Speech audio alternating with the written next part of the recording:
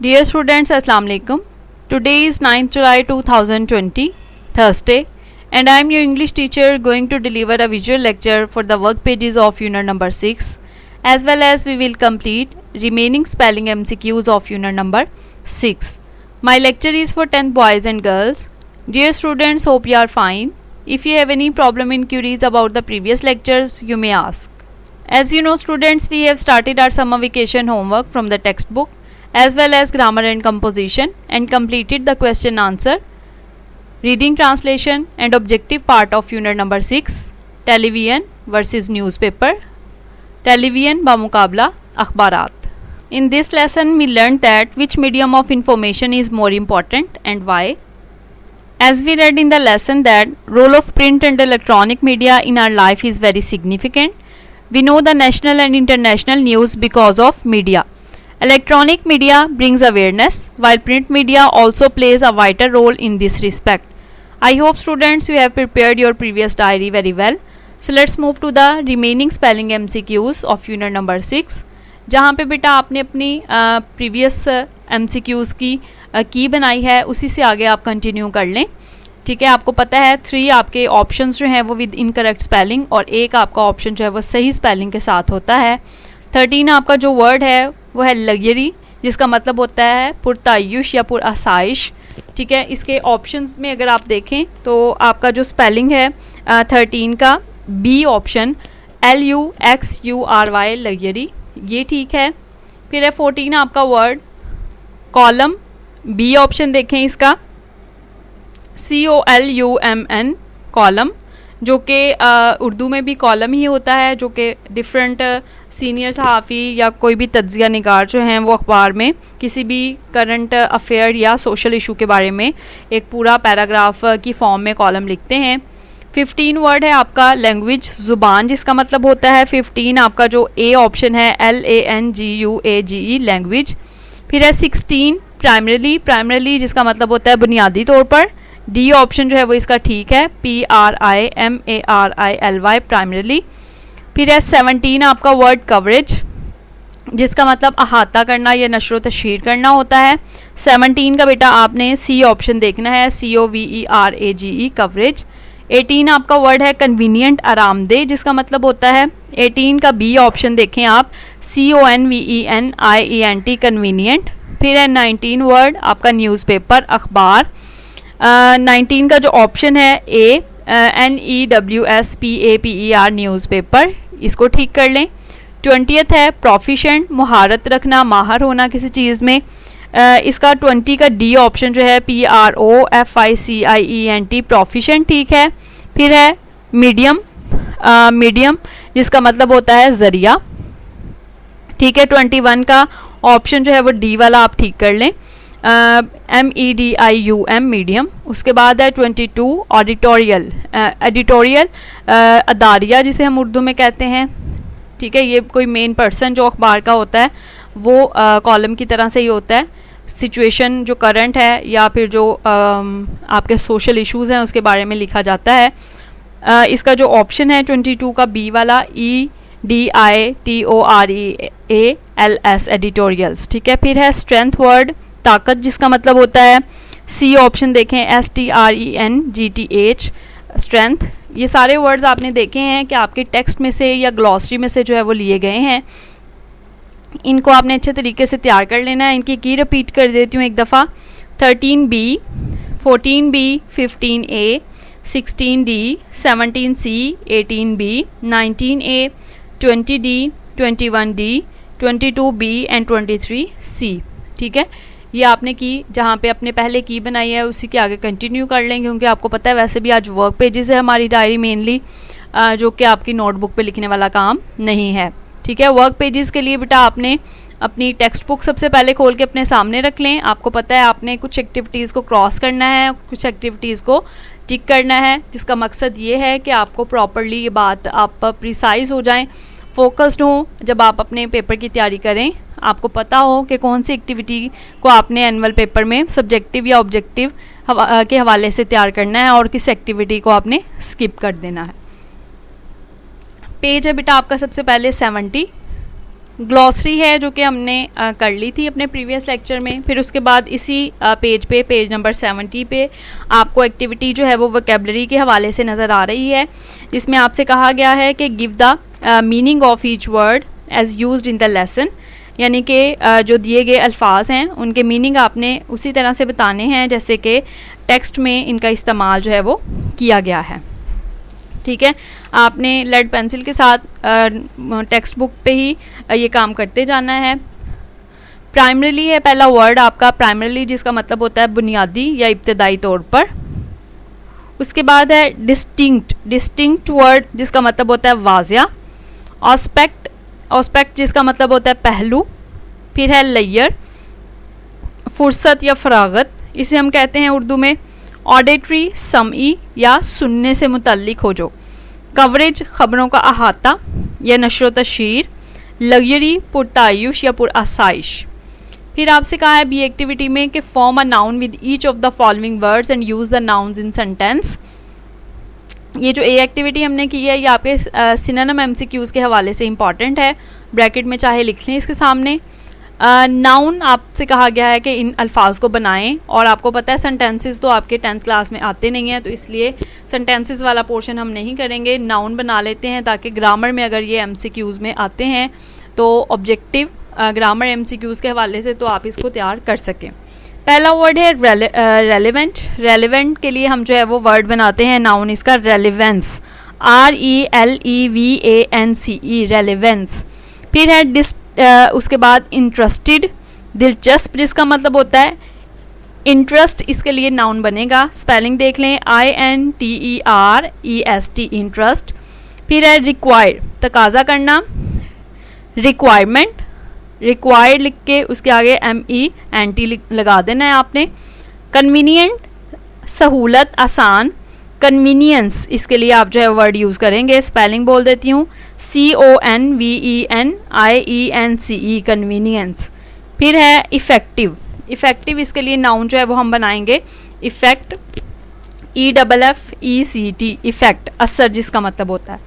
ये आपकी एक्टिविटीज़ हो गई। उसके बाद है पेज नंबर 70 पे ही एक और activity, analysis of pattern of text organization. MCQs हैं आपके। पहला है choose the correct option in paragraph number 1, the topic sentence is supported through dash. जो टॉपिक सेंटेंस है वो किससे सपोर्ट किया गया है, उसको फैक्ट से, एग्जाम्पल से या डेफिनेशन से। तो आपने देखा है कि पहले पैराग्राफ में हमें नॉइज़ पोल्यूशन की टेलीविज़न और न्यूज़पेपर की डेफिनेशंस दी गई हैं, तो सी ऑप्शन जो है वो इसका आप ठीक करेंगे। फिर है paragraph 2, shows the watching TV on television is, के न्यूज़ जो है वो देखना टेलीविज़न पे क्या है, ए ऑप्शन है नॉट एज कन्वीनियंट। फिर है trouble free, more convenient than reading newspaper. ठीक है, तो सेकंड का जो ऑप्शन है हमारे पास नॉट एज कन्वीनियंट, यानी इतना आसान नहीं है, हमें प्रोफिशिएंट होना पड़ता है, तो आप जो है वो ए ऑप्शन को ठीक करेंगे। उसके बाद आ जाएं बेटा आप पेज नंबर 71 पे। MCQs हमारे कंटिन्यू हैं। A option, the key idea of paragraph 4 is, A option है reading newspaper is more convenient than watching television. Watching television and reading newspaper are equally convenient. Television viewing is more convenient than reading newspaper. Third का option जो है वो हमारे पास है television viewing is more convenient than reading newspaper, C option को tick कर लें। फोर्थ है आपका paragraph number 5 dash. Paragraph number 5 हमें देता है गिव्स आर्गुमेंट्स, बी ऑप्शन इसके लिए जो है वो ठीक है, gives argument in favour of newspaper, इसको टिक कर लें। फोर्थ का television news is like having a fast food meal whereas reading newspaper is like having a 10 course dinner, this sentence is an example of. ये बहुत important आपका MCQ है, paper में आ जाता है। ठीक है, इसका जो है वो ऑप्शन देखें आप बी वाला सिमिली, क्योंकि इसमें लाइक और एज का वर्ड जो है वो इस्तेमाल हुआ है, इसको आपने टिक कर लेना है बी। ठीक है, फिफ्थ का। उसके बाद है सिक्स्थ आपका MCQ, paragraph number 6 concludes that we should use both medium of information, television news should be given preference, reading newspaper is more important. तो 6 का ऑप्शन जो है वो we should use both medium of information के आखिर में हमने क्या देखा था कि दोनों मीडियम ही जो है वो इन्फॉर्मेशन के लिए नहायत इंपॉर्टेंट हैं और हमें अगर आसानी है तो दोनों ही इस्तेमाल करने चाहिए। उसके बाद बेटा आप आ जाएं पेज नंबर 72 पे। इस पे read the text again and put information from the text into the graphic organiser showing comparison and contrast. इसको आप क्रॉस कर दें, ये आपके ऑब्जेक्टिव या सब्जेक्टिव में किसी भी हवाले से क्वेश्चन नहीं आता। फिर उसके बाद है आपकी सी एक्टिविटी क्वेश्चन आंसर से रिलेटेड, ये हम कर चुके हैं अपने प्रीवियस लेक्चर में। आई होप आपने क्वेश्चन आंसर को याद कर लिया होगा और अपनी नोटबुक में भी इसको लिख लिया होगा। पेज नंबर 73 पे आ जाएं। मॉडल वर्ब से रिलेटेड एक्टिविटी है, put appropriate modal verbs in the gaps, यानी ब्लैंक्स आपने फिल करनी है। वन बाय वन हम जो है वो रीड करते हैं और इसको कंप्लीट करते जाते हैं। फर्स्ट है हमारा we dash to borrow umbrella so we did not get wet. हमें जो है वो अम्ब्रेला लेनी चाहिए ताकि हम जो है वो गीले ना हो जाएं। तो यहाँ पे हम क्या पुट करेंगे, had, we had to. Did not की वजह से जो है वो हैड हम इस्तेमाल करेंगे, ठीक है। और बाकी सिचुएशन को देखते हुए आपने मॉडल वर्ब यूज़ करने हैं कि कौन सी सिचुएशन यहाँ पे रिक्वायर्ड है। फिर है second, I was so far from the stage that I dash see very well. यहाँ पे एबिलिटी चूँकि शो हो रही है, ठीक है, तो यहाँ पे हम क्या यूज़ करेंगे, कुड। और पास्ट है इस वजह से कैन नहीं लगाया, हमने कुड लगाया। He sees very badly, he dash wear glasses all the time. ये आपका जो है वो प्रेजेंट है और चूँकि कंपल्शन की बात की गई है तो शुड हम जो है वो यहाँ पे यूज़ करेंगे। फिर है you dash drive fast, there is a speed limit here. यहाँ पे हमारे पास जो है वो एक रूल की बात की गई है। जब रूल्स एंड रेगुलेशंस को फॉलो करने की बात हो तो हम जो है वो शुड या मस्ट आपको पता है लगाते हैं। जब मॉरल ऑब्लिगेशन हो तो तब हम शुड इस्तेमाल करते हैं। जब कोई ऐसा ऑब्लिगेशन हो जिसको ना करने से वो क्राइम हो जाएगा तो वो वहाँ पे हम मस्ट का इस्तेमाल करते हैं। तो फोर्थ में हम क्या पुट करेंगे, मस्ट नॉट। और फिफ्थ में हम क्या पुट करेंगे, शुड नॉट। ठीक हो गया। उसके बाद है एक्टिव एंड पैसिव वॉइस। ये आपने 9th में एक्टिविटी की थी, ठीक है। एक्टिव और पैसिव वॉइस से रिलेटेड आप से कहा गया है कि put in the correct form of verb to complete the following sentences in passive voice. कि आपने ये तो आपको पता है पैसिव में हमेशा थर्ड फॉर्म ही आती है वर्ब की, लेकिन आपने जो हेल्पिंग वर्ब है वो आपने टेंस के अकॉर्डिंग लगाना है। टेंस भी लिखा हुआ है, फॉर्म ऑफ वर्ब भी लिखी हुई है, इसको लिखते जाएं। A letter dash by Ahsan, form of verb कौन सी है, राइट। और टेंस कौन सा है, प्रेजेंट कंटिन्यूस, यानी इज बीइंग आर बीइंग हमने पुट करना है। और चूंकि अ लेटर सिंगुलर है तो इज बीइंग हमारे पास आएगा। तो a letter is being written by Ahsan, third form हम लगाएंगे। फिर है the words dash by the teacher today, present indefinite में आपको पता है कौन सी फॉर्म आती है, इज और आर, और वर्ब की फॉर्म थर्ड आती है। द वर्ड्स प्लूरल हैं तो the words are explained by the teacher today. This road dash because of snow, ठीक है, प्रेजेंट इंडेफिनेट हमने इस्तेमाल करना है यानी इज और आर। और वर्ब की फॉर्म जो है वो हमारे पास कौन सी है, क्लोज, यानी क्लोज्ड इसको हमने बना लेना है। This road is already closed by because of snow. फिर है फोर्थ हमारा the dishes dash by my mother. The dishes not का इस्तेमाल है, एक तो ये फोकस करें और दूसरा प्रेजेंट कंटिन्यूस यानी इज बीइंग और आर बीइंग। तो डिशेज हैं तो आर आएगा, आर नॉट बीइंग। और वर्ब की फॉर्म कौन सी है, वॉश, इसकी थर्ड फॉर्म क्या बन जाएगी, washed. The dishes are not being washed by my mother. फिर है फिफ्थ आपका I dash by the principal. I present indefinite है यानी आई के साथ एम आएगा, और नॉट भी है तो called, I am not called by the principal. ठीक हो गया। ये आपने एक्टिविटी जो है वो अच्छे तरीके से अपनी बुक पे लिख लेनी है। किसी भी हवाले से कोई बात समझ नहीं आए तो आप मुझसे पूछ सकते हैं। उसके बाद पेज नंबर 74 पे देखें, ग्रामेटिकल कॉन्सेप्ट है हमारा first conditional sentences. Conditional sentences आपको पता है शर्तिया जुमले होते हैं, ये हम 9th में अच्छे तरीके से कर चुके हैं। और आपको पता है ये कितने इंपॉर्टेंट है, आपके ग्रामर MCQs में इससे रिलेटेड MCQ ज़रूर आ जाया करता है। 3 कंडीशनल सेंटेंसेस हैं, फर्स्ट टाइप ऑफ सेंटेंसेस और सेकेंड टाइप और थर्ड टाइप। जो आपकी फर्स्ट टाइप है फ़िलहाल सिर्फ हम उसी के बारे में बात कर रहे हैं। कंडीशनल सेंटेंसेस में इफ़ का इस्तेमाल ज़रूर होता है। जो 2 पार्ट्स होते हैं उसमें एक में आपका प्रेजेंट टेंस आता है और एक में आपका फ्यूचर टेंस आता है, ठीक है। इसमें सी एक्टिविटीज से रिलेटेड है। पहले इसकी डेफिनेशन को देख लेते हैं। The first conditional sentences are used to speculate about possible situations that can really happen at present और इन फ्यूचर। एग्जाम्पल है if they are busy people they will miss the news. इसमें आप देख रहे हैं इफ़ आया है, उसके बाद आपका प्रेजेंट टेंस आया है और इसके साथ फ्यूचर टेंस आया है। ठीक है, अगर आप जो है वो प्रेजेंट टेंस या फर्स्ट फॉर्म ऑफ वर्ब जो है वो इस्तेमाल कर रहे हैं तो आपके अगले पार्ट में ये अंडरस्टूड है कि फ्यूचर टेंस या फिर विल शैल वगैरह आएगा। सी एक्टिविटी देखें, put the correct form.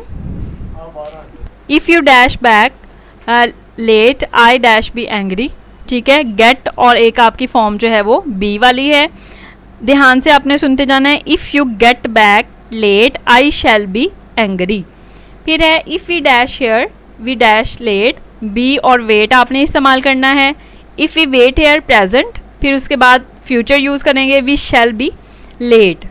Third में देखें if we dash on holiday this summer we dash to Ziarat. Go और गो नेक्स्ट में भी आपने इस्तेमाल करना है, एक में प्रेजेंट फॉर्म में और एक में शैल वाली फॉर्म के साथ। If we go on holiday this summer we shall go to the ज़ियारत।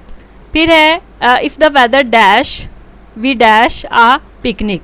इम्प्रूव और हैव नॉट के साथ आपने इस्तेमाल करना है। पहले में प्रेजेंट फॉर्म में करेंगे if the weather, weather singular है, third person if the weather does not improve we shall not have a picnic. We के साथ शैल आता है इसलिए। फिर है they dash to the party if they dash be invited. Be और go आपने इस्तेमाल करना है if they will go to the party if they are invited. ठीक हो गया, ये आपकी एक्टिविटी है। अगेन आपको मैं जो ब्लैंक्स में लगाया है उसको रिपीट कर देती हूँ। पहले में हमने लगाया है गेट और फिर उसके बाद शैल, सेकंड में वेट और शैल, फिर गो और अगली में शैल, फोर्थ में पहली में डस और उसके बाद शैल, इसी तरह फिफ्थ में पहली ब्लैंक में विल और उसके बाद आर। क्लियर हो गया। पेज नंबर 75 आपका किसी भी हवाले से जो है वो इम्पॉर्टेंट नहीं है, सब्जेक्टिव या ऑब्जेक्टिव में इससे रिलेटेड कोई भी एक्टिविटी नहीं आती, लेकिन ये एक बहुत ज़्यादा मेन और इम्पॉर्टेंट आपका कॉन्सेप्ट है।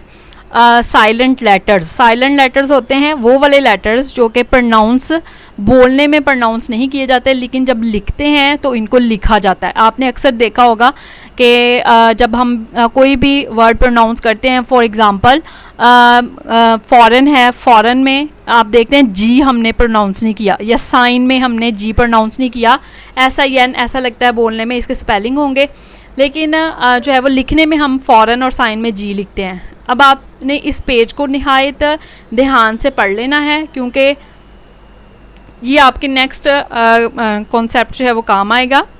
पेपर में चाहे नहीं भी आता ये, फिर भी इसको आपने ध्यान से पढ़ना है, और इस हवाले से कोई प्रॉब्लम हो तो वो आप मुझसे पूछ सकते हैं। जैसे कि एग्जांपल मैंने जी की दी है आपको।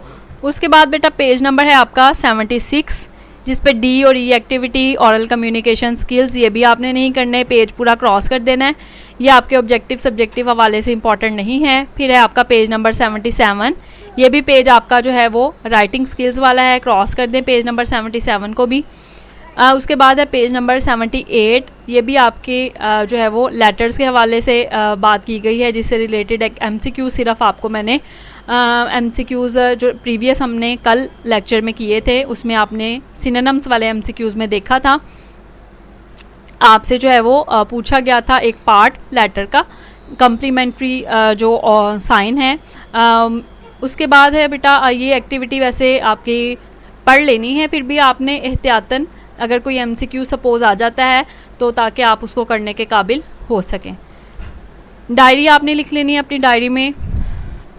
टेक्स्ट बुक से हमने आज काम किया है, यूनिट नंबर 6 के वर्क पेजेस को कंप्लीट किया है। जो एक्टिविटीज़ ऑब्जेक्टिव सब्जेक्टिव के हवाले से इंपॉर्टेंट थी उनको डिस्कस किया है हमने, उनको टिक और क्रॉस आपने यकीनन कर लिया होगा। इसकी प्रैक्टिस करनी है। लिखने वाला आज हमारी डायरी में कोई भी काम नहीं था। MCQs थे जो रिमेनिंग हमारे पेंडिंग जो चल रहे थे पिछले लेक्चर के, वो आज हमने कंप्लीट किए हैं, उनको भी आपने अच्छे से याद कर लेना है, उसकी की आपने बना ली होगी। किसी भी हवाले से कोई भी प्रॉब्लम हो अगर लेक्चर में, वर्क पेजेस के हवाले से, जैसे साइलेंट लेटर्स वाला पोर्शन हमने डिस्कस नहीं किया, तो अगर आपको उसको पढ़ के कोई भी प्रॉब्लम लगे तो आप मुझसे पूछ सकते हैं।